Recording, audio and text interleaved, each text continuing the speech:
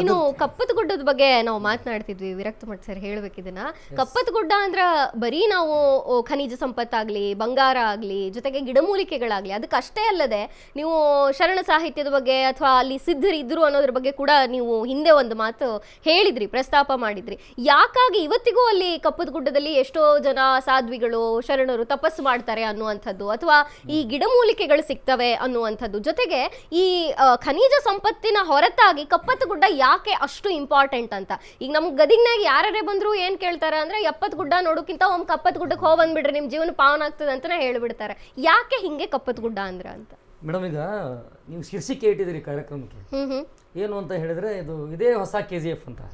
So KGF ಅಂತಂದ್ರೆ ನಾನು ಅನ್ಕೋತೀನಿ KG ಅಂತಂದ್ರೆ ಕಪ್ಪತಗುಡ್ಡನೇ ನೀವು KGF ಮಾಡಿದ್ದೀರಿ. ಸೊ ಇದು ಚಿನ್ನದ ಗೋಲ್ಡ್ ಫ್ಯಾಕ್ಟರಿ. ಇದು ಲಕ್ಕುಂಡಿಯಲ್ಲಿ ಆ ರೀತಿ ಕುಟುಂಬಕ್ಕೆ ನಿಧಿ ಸಿಕ್ಕಾಗಿಂದ ಬಹುಶಃ ಎಲ್ಲ ಮಾಧ್ಯಮಗಳು ಇವತ್ತು ಲಕ್ಕುಂಡಿಯಲ್ಲಿ ನಡೀತಾ ಇರುವಂತಹ ಉತ್ಖನನವನ್ನ ಕೇವಲ ರಾಜ್ಯ ಮಟ್ಟದಲ್ಲಿ ಮಾತ್ರವಲ್ಲದೆ ರಾಷ್ಟ್ರ ಮತ್ತು ಅಂತಾರಾಷ್ಟ್ರ ಮಟ್ಟದಲ್ಲಿ ಇವತ್ತು ಪ್ರಖ್ಯಾತಿಯನ್ನು ಮಾಡಲಿಕ್ಕೆ ಮಾಧ್ಯಮಗಳು ಕಾರಣ. ಆ ಹಿನ್ನೆಲೆಯಲ್ಲಿ ಇವತ್ತು ಅಶ್ವವೇಗ ನ್ಯೂಸ್ ಕೂಡ ಅದನ್ನು ಮಾಡ್ತಾ ಇದೆ. ಮೊದಲಿಗೆ ಈ ವಾಹಿನಿನ ಧನ್ಯವಾದ ಹೇಳ್ತೀನಿ, ನಂತರ ಮಾತಾರಂಭಿಸೋಣ. ಈಗ ನಮ್ಮ ಹಿರಿಯರಾಗಿರುವಂತಹ ಅನಂತ್ ಕಾರ್ಕಳ್ ಸರ್ ಮಾತನಾಡ್ತಾ ಹೇಳಿದರು, ಲಕ್ಕುಂಡಿಯಲ್ಲಿ ಟಂಕಶಾಲೆ ಇತ್ತು ಅಂತ. ಲಕ್ಕುಂಡಿಗೆ ಆಧ್ಯಾತ್ಮಿಕತೆಯ ಹಿನ್ನೆಲೆ ಇದೆ, ಸಾಂಸ್ಕೃತಿಕ ಹಿನ್ನೆಲೆ ಇದೆ, ವ್ಯಾವಹಾರಿಕ ಹಿನ್ನೆಲೆ ಇದೆ. ಇದನ್ನೆಲ್ಲವನ್ನು ಕೂಡ ಅವರು ಹೇಳ್ತಾ ಹೋಗ್ತಾರೆ. ನಂತರ ಈಗ ನಾನು ಮಾತಾಡೋದಾದರೆ ನಾವು ಚಾಲುಕ್ಯರ ಬಗ್ಗೆ ಮಾತಾಡ್ತೀವಿ, ಕಲ್ಯಾಣ ಚಾಲುಕ್ಯರ ಬಗ್ಗೆ ಮಾತಾಡ್ತೀವಿ, ಹೊಯ್ಸಳರ ಬಗ್ಗೆ ಮಾತಾಡ್ತೀವಿ, ಇನ್ಯಾರೋ ರಾಜರುಗಳ ಬಗ್ಗೆ ಮಾತಾಡ್ತೀವಿ. ಅದೆಲ್ಲದಕ್ಕೂ ಹೊರತಾಗಿ ಬ್ರಿಟಿಷ್ ಆಡಳಿತ ನಿಮ್ಮ ಗಮನಕ್ಕೂ ಇರುವಂಥದ್ದು 1902 ಮತ್ತು 1911 ನಡುವೆ. ಅಂದರೆ ಲಕ್ಕುಂಡಿಯಲ್ಲಿ ಸಿಕ್ಕಿರುವಂಥ ಈ ನಿಧಿ ಏನಿದೆ ಇದು ಅಚಾನಕ್ಕಾಗಿ ಸಿಕ್ಬಿಡ್ತು, ಆಕಸ್ಮಿಕವಾಗಿ ಸಿಕ್ಬಿಡ್ತು ಅಂತ ಅನ್ನುವ ಮಾತುಗಳಿಗೆ ತದ್ವಿರುದ್ಧವಾಗಿರುವಂಥ ವಿಚಾರನ ವ್ಯಕ್ತಪಡಿಸ್ತೀನಿ. ಲಕ್ಕುಂಡಿ ಈಗಲ್ಲ, ಆ ಕಾಲದಲ್ಲೂ ಕೂಡ 1902 ಮತ್ತು 1911 ನಡುವೆ 670 kg ಅಷ್ಟು ಬಂಗಾರವನ್ನು ಬ್ರಿಟಿಷರು ತೆಗೆದಿದ್ರು ಅಂತ. ಮುಂದೆ ತಾಂತ್ರಿಕ ಕಾರಣಗಳಿಂದಾಗಿ ಅದನ್ನ ಆ ನಿಧಿಯನ್ನ ಅಲ್ಲಿಗೆ ಸ್ಟಾಪ್ ಮಾಡ್ತಾರೆ ಅವರು. ಇನ್ನು ಒಂಚೂರು ನಾವು ಹಿನ್ನೆಲೆ ನೋಡೋದಾದ್ರೆ ಟಂಕಶಾಲೆ ಬಗ್ಗೆ ಆಗಲೇ ಅನಂತ್ ಸರ್ ಪ್ರಸ್ತಾಪ ಮಾಡ್ತಾ ಇದ್ರು. ರಾಮಾಯಣದ ಟಚ್ ಕೂಡ ಲಕ್ಕುಂಡಿಗಿದೆ ಅನ್ನುವಂಥದ್ದು. ಅಂದ್ರೆ ಹಿಂದೆ ರಾಮ ಆ ಮಾರ್ಗದಲ್ಲಿ ಹೋಗ್ಬೇಕಾದ್ರೆ ಅಲ್ಲಿ ಟಂಕಶಾಲೆಗಳ ನಿರ್ಮಾಣ ಮಾಡಿದ್ದ, ಅಲ್ಲಿಂದ ಹೋಗುವ ಕಾಲಕ್ಕೆ ಬ್ರಾಹ್ಮಣರಿಗೆ ಅದನ್ನು ದಾನವಾಗಿ ಕೊಟ್ಟು ಹೋದ. ಅಗ್ರಹಾರ ಆ ಸಂದರ್ಭದಲ್ಲಿ ಅಗ್ರಹಾರವಾಗಿತ್ತು. ರಾಮ ಯುದ್ಧಕ್ಕೆ ಹೋಗ್ಬೇಕಾದ್ರೆ ಅಲ್ಲಿ ಬ್ರಾಹ್ಮಣರಿಗೆ ಎಲ್ಲ ವ್ಯವಸ್ಥೆ ಮಾಡಿ ಅವ್ರ ಆಶೀರ್ವಾದ ಪಡಿಬೇಕಲ್ಲ. ಸೊ ಅದಕ್ಕೋಸ್ಕರ ಲಕ್ಕುಂಡಿಯರನ್ನ ಅವಾಗ ಅಗ್ರಹಾರ ಅಂತ ಮಾಡಿ ಅಲ್ಲಿ ಬ್ರಾಹ್ಮಣನ ಇಟ್ಕೊಂಡು ಅವರು ಭೋಜನ ಎಲ್ಲ ಮಾಡ್ಕೊಂಡು ಆದ್ಮೇಲೆ ಅವರಿಗೆಲ್ಲ ಕಾಣಿಕೆ ಇದು ಕೊಟ್ಟು ಅದನ್ನೇ ಅಗ್ರಹಾರ ಮಾಡಿ ಬಿಟ್ಟು ಹೋಗ್ತಾನೆ. ಅಂದ್ರೆ ರಾಮನು ಕೂಡ ಬಂದಂತ ಭೂಮಿ.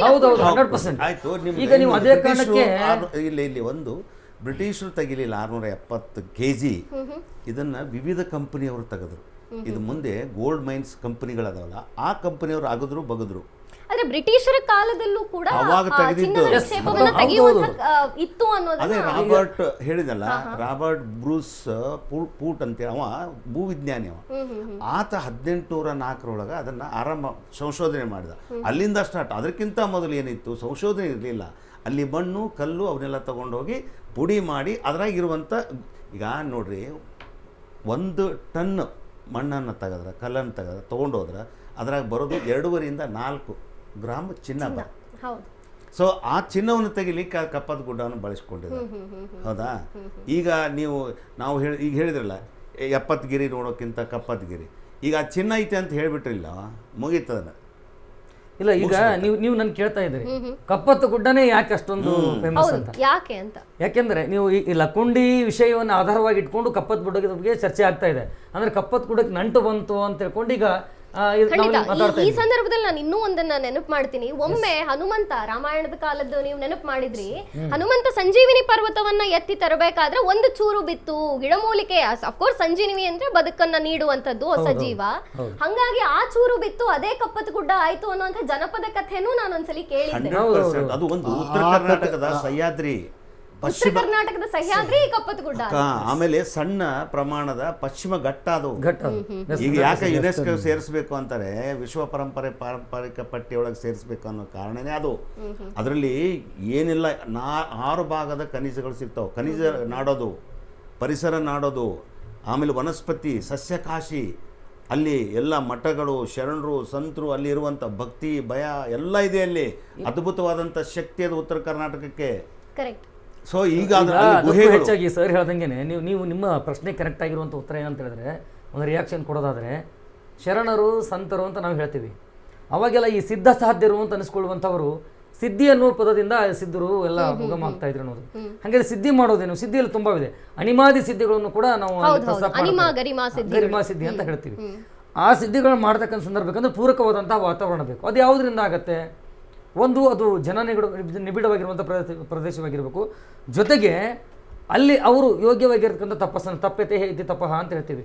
ಅಂದರೆ ಪುನಃ ತಪಸ್ಸನ್ನು ಮಾಡಿ ತಮಗೆ ಬೇಕಾಗಿರುವಂಥ ಸಿದ್ಧಿಯನ್ನು ಪಡೆದುಕೊಳ್ಳೋ ಜೊತೆಗೆ ಅವರು ಯಾವುದೇ ಆಹಾರವನ್ನು ಮಾಡದೇನೆ, ಯಾವುದೇ ವಿಚಾರವನ್ನು ಮಾಡದೇನೆ, ಕೇವಲ ವಿಹಾರದ ಮೂಲಕ, ಧ್ಯಾನಾದಿಗಳ ಮೂಲಕ ತಮಗೆ ಬೇಕಾಗಿರುವಂಥ ತಪಸ್ಸಿನ ಮೂಲಕ ಸಿದ್ಧಿಯನ್ನು ಪಡ್ಕೊಳ್ತಾ ಇದ್ರು ಅನ್ನೋದು ಒಂದು ಕಡೆ. ಆದರೆ ಅದೇ ಒಂದು ವಿದ್ಯೆಯಿಂದ ಅಲ್ಲಿಯೇ ಅವರು ಔಷಧಿ ಸತ್ವ ಇರತಕ್ಕಂತಹ ಗಿಡಮೂಲಿಕೆಗಳನ್ನು ಪಡ್ಕೊಂಡು ಮಾಡ್ತಾ ಇದ್ರು. ಜೊತೆಗೆ ಆಯುರ್ವೇದ ಆಗಿರ್ಬೋದು, ಅಲ್ಲಿರ್ತಕ್ಕಂಥ ಪ್ರಾಣಿ ಪಕ್ಷಿಗಳಿಂದ ಆಗಿರ್ಬೋದು. ನೀವು ಹೇಳಿದ್ರಿ ಮತ್ತೆ ಸಿಲಿಂಡರ್ ಬಗ್ಗೆ ಹೇಳೋದಾದ್ರೆ ನಮ್ಮ ಸಂಸ್ಕೃತಿ ಅನ್ನೋದು ಕಲಿಸ್ಕೊಡ್ತದೆ. ಇದೆಲ್ಲವನ್ನು ಹೊರತುಪಡಿಸಿ ಇಡೀ ಏಷ್ಯಾ ಖಂಡದಲ್ಲಿ ತಮ್ಮ ಕೂಡ ಗೊತ್ತಿರುವಂತ ವಿಚಾರ, ಅತ್ಯಂತ ಶುದ್ಧ ಗಾಳಿನ ಬೇಕು ಅಂತ ಹೇಳಿದ್ರೆ ಅದು ಗದಗ ಪರಿಸರ. ಅಲ್ಲಿರೋದು ಕಪ್ಪದಗುಡ್ಡ. ಅಲ್ಲಿನೂ ಒಂದು ಭಾಗ ಇದೆ, ಗಾಳಿಗುಂಡಿ ಬಸಪ್ಪ ಅಂತಿದೆ. ಎಲ್ಲಾ ಫ್ಯಾನ್ ಬರೋದು ಯಾಕೆ ಅಲ್ಲಿ ಹಾಕ್ತಾ ಇದ್ದಾರೆ ಅಂದ್ರೆ ಇದೇ ಕಾರಣಕ್ಕೆ. ಶುದ್ಧವಾದಂತ ಪರಿಶುದ್ಧವಾದಂತ ಗಾಳಿ ಬರುತ್ತೆ ಅಲ್ಲಿ, ಗಾಳಿ ಬೀಸುತ್ತೆ ಅತಿ ಹೆಚ್ಚಿನ ಪ್ರಮಾಣದಲ್ಲಿ. ಏಷ್ಯಾ ಖಂಡದಲ್ಲಿ ಫಸ್ಟ್ ಅದು ಅಂತಾನೆ ಹೆಸರು ಅದು. ಸೊ ಅಲ್ಲಿ ಹೋಗಿ ನೋಡಿ, ಅಲ್ಲಿ ಹೋದವ್ರಿಗೆ ಅದ್ರ ಅನುಭವ ಆಗ್ತದೆ. ಸೊ ಹಂಗಾಗಿ ಅದು ಬಹಳ ಕಪ್ಪತ್ತು ಗುಡ್ಡ ಅಂದ್ರೆ ಅದು ಅಮೂಲ್ಯವಾದಂಥದ್ದು. 180 ಪ್ರಕಾರದ ಪಕ್ಷಿಗಳಿದಾವೆ, 60ಕ್ಕಿಂತ ಹೆಚ್ಚು ಪ್ರಾಣಿಗಳಿದಾವೆ. ಹುಲಿ, ಜಿಂಕೆ, ಕರಡಿ, ಕಾಡಂದಿಗಳು, ಎಲ್ಲ ಪ್ರಾಣಿಗಳು. ಮತ್ತು ಅಲ್ಲಿ ವನಸ್ಪತಿ ಆಯುರ್ವೇದಿಕ್ಕು ಅಮೂಲ್ಯವಾದದ್ದು. ಕರೆಕ್ಟ್. ಸರ್, ಇನ್ನು ಸಮಾಜ ಸುಧಾರಣೆ ವಿಚಾರಕ್ಕೆ ಬರೋದಾದ್ರೆ, ಈಗ ಗದಗ ಜಿಲ್ಲೆ ಚಿನ್ನಕ್ಕೆ ಹೆಸರಾಗ್ತಿದೆ. ಇನ್ನೂ ಬಗೆದ್ರೆ ಏನಿದೆಯೋ ಗದಗ ಜಿಲ್ಲೆಯಲ್ಲಿ ಸಾಕಷ್ಟು ವೈಭವವಿತ್ತು ಅಂತ ಹಿಂದಿನ ಕಾಲದಿಂದಲೂ ಇದೆ.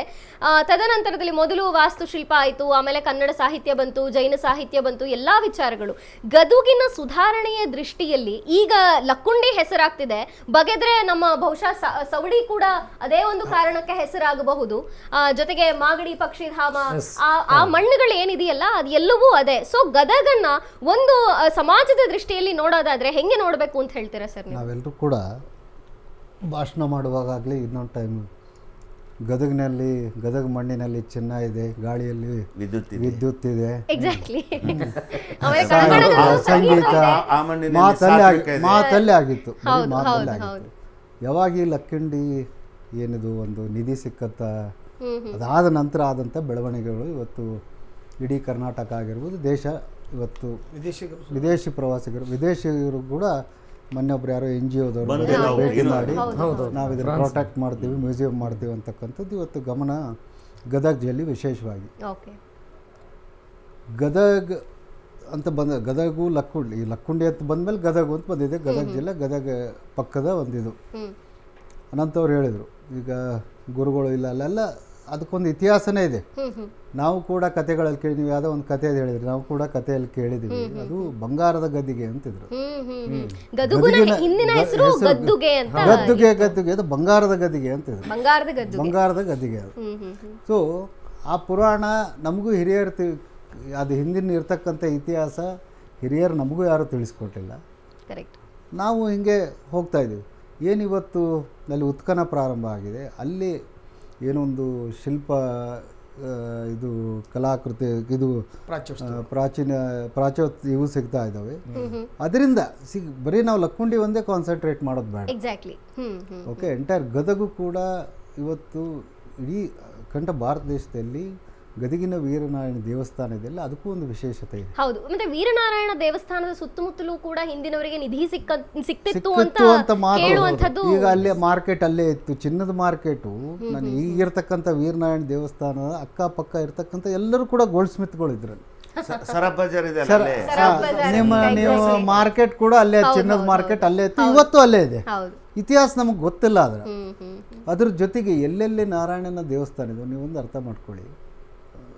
ಎಲ್ಲಿ ನಮ್ಮ ಒಡಿಸ್ಸಾ ಜಗನ್ನಾಥಪುರಿ ವಿಷ್ಣುವಿನ ದೇವಸ್ಥಾನ ಕೆಳಗಡೆ ಸಾಕಷ್ಟು ಅಲ್ಲಿ ನಿಧಿಯನ್ನು, ಅದು ಉದ್ದೇಶ ದಾಳಿಗಳಾಗಬಾರ್ದು, ಆ ದೇವಸ್ಥಾನ ಅನ್ನೋದು ಭಯ ಇರಬೇಕು, ಮುಂದೆ ಆ ಪ್ರಜೆಗಳಿಗೆ ಮತ್ತೆ ಅವರು ಖುಷಿಯಾಗಿರ್ಬೇಕಂತೇಳಿ ನಿಧಿ ಸಂಗ್ರಹ ಆಗ್ತಾ ಇತ್ತು.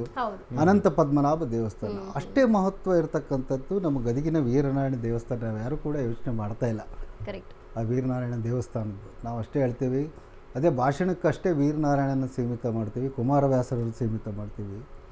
ಅದ್ರ ಜೊತೆಗೆ ಅದು ವೀರನಾರಾಯಣ ದೇವಸ್ಥಾನ ಆರ್ಕಿಯಾಲಜಿಕಲ್ ಇದಕ್ಕೆ ಆ ಪಟ್ಟಿಯಲ್ಲಿ ಇದ್ದರೂ ಕೂಡ ಇವತ್ತು ಯಾವುದೇ ರೀತಿ ಅದರದ ಆಸ್ತಿ ಆಗಿರ್ಬೋದು, ಅಲ್ಲಿ ಏನಿದೆ ಅಂತಕ್ಕಂಥದ್ದು ಆ ಪ್ರೊಟೆಕ್ಷನ್ಗೆ ಇವತ್ತು ಕೂಡ ಯಾರೂ ಪ್ರಯತ್ನ ಮಾಡಿಲ್ಲ. ಇವತ್ತು ಹೆಂಗೆ ಲಕ್ಕುಂಡದಲ್ಲಿ ಅದೇ ಪರಿಸ್ಥಿತಿ ಇತ್ತು. ನಿಧಿ ಸಿಕ್ಕ ಮೇಲೆ ಇದು ಪ್ರಾರಂಭ ಆಗಿದೆ. ನಿಧಿ ಸಿಕ್ಕ ಮೇಲೆ ಎಲ್ಲರೂ ಬಂದು ಲಕ್ಕುಂಡಿ ಇದು ಪ್ರಾರಂಭ ಆಗಿದೆ. ಒಂದು ಎಕ್ಸಾಂಪಲ್ ನಮಗೆ ಸಿಕ್ತಲ್ಲ. ಸೊ ಅದಕ್ಕೆ ನಾನು ಕೂಡ ಎಲ್ಲ ನಮ್ಮ ಸ್ನೇಹಿತರೊಂದಿಗೆ ಎಲ್ಲ ವಿಚಾರ ಮಾಡಿ ಸಾಧ್ಯ ಆದರೆ ಆರ್ಕಿಯಾಲಜಿಕಲ್ ಇದಕ್ಕೆ ಸರ್ವೆ ಆಫ್ ಇಂಡಿಯಾಕ್ಕೆ ನಾವು ಕೂಡ ಪತ್ರ ಬರೆದು ಮೇಲ್ ಮಾಡಿ, ಜೊತೆಗೆ ಇಲ್ಲಿ ಇರ್ತಕ್ಕಂಥದ್ದು ವೀರನಾರಾಯಣ ದೇವಸ್ಥಾನನೂ ಕೂಡ ಅಷ್ಟೇ ಮಹತ್ವ ಇದೆ. ಖಂಡಿತ ಅಲ್ಲಿಗೂ ಬರೀ ನಿಧಿ ಬಗ್ಗೆ ಯೋಚನೆ ಮಾಡೋದು ಬೇಡ. ನಿಧಿ ಇರ್ಬೋದು, ಖಂಡಿತವಾಗ್ಲೂ ನಿಧಿ ಇದ್ದೇ ಇರ್ತೈತೆ. ಸೊ ಜೊತೆಗೆ ವೀರನಾರಾಯಣ ಅದೇನು ಬಂಗಾರದ ಗದ್ದಿಗೆ ಇದೆ ಅಲ್ಲ, ಆ ಬಂಗಾರದ ಗದ್ದಿಗೆ ವಾಪಸ್ ಮರುಸ್ಥಾಪನೆ ಆಗ್ಬೇಕು. ಯಾಕಂದ್ರೆ ಚಿನ್ನ ಇದೆ ಅಂತ ನಾವು ಮಾತಾಡ್ತಿದ್ವಿ, ಚಿನ್ನ ಎಲ್ಲ ಕಡೆ ಅಲ್ಲಿ ನಾವು ಕಾಣ್ತಾ ಇದ್ದೀವಿ. ವಿದ್ಯುತ್ ಬಗ್ಗೆ ನಾವು ಗಾಳಿ ಬಗ್ಗೆ ಮಾತಾಡ್ತಿದ್ವಿ, ಶುದ್ಧ ಗಾಳಿ ಈಗಾಗಲೇ that has been declared purest air in India ಅಂತೇಳಿ.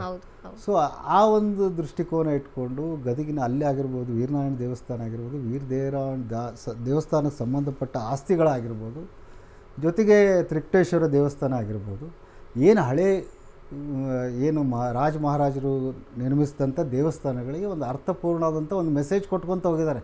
ನಾವ್ಯಾರು ತಿಳ್ಕೊಂಡಿಲ್ಲ. ಕರೆಕ್ಟ್. ಇನ್ಫ್ಯಾಕ್ಟ್ ಅಲ್ಲಿನ ಶಾಸನಗಳನ್ನು ಕೂಡ ಅದರ ಸ್ಥಿತಿಗತಿಗಳನ್ನು ನೋಡಿದ್ರೆ ನಿಜಕ್ಕೂ ಬೇಜಾರಾಗುತ್ತೆ. ಇಲ್ಲ, ಒಂದು ಸ್ವಲ್ಪ ಮಿನಿಮಮ್ ಮೇಂಟೆನೆನ್ಸ್ ಇಲ್ಲ. ವೀರನಾರಾಯಣ ದೇವಸ್ಥಾನ ಎಲ್ಲೋ ಒಂದು ಕಡೆ ಮೂಲೆಯಲ್ಲಿ ಆ ಶಾಸನಗಳನ್ನ ಇಟ್ಟರೆ ಅದನ್ನ ಹೆಂಗೆ ನಾವು ಆಕ್ಚುಲಿ ಇಟ್ಟು ಕಾಪಾಡ್ಕೋಬೇಕಾಗತ್ತೆ ಅನ್ನೋವಂಥದ್ದು. ಸೊ ಅದಕ್ಕೆ ನಮ್ಮಲ್ಲಿ ಏನಾಗಿದೆ ಅಂದರೆ ಹೆಸರಿಗೆ ಇಲಾಖೆಗಳಿದಾವೆ. ಈಗ ಅದನ್ನು ಪ್ರಾಧಿಕಾರ ಇದೆ, ಅವರು ಮಾಡಬೇಕು. ಪ್ರಾಚ್ಯ ಸಂಗ್ರಹಾಲಯದೊಳಗೆ ಅವರೆಲ್ಲ ಅದನ್ನು ಮೇಂಟೈನ್ ಮಾಡಬೇಕು. ಪುರಾತತ್ವ ಇಲಾಖೆಯವರು ಬರಬೇಕು.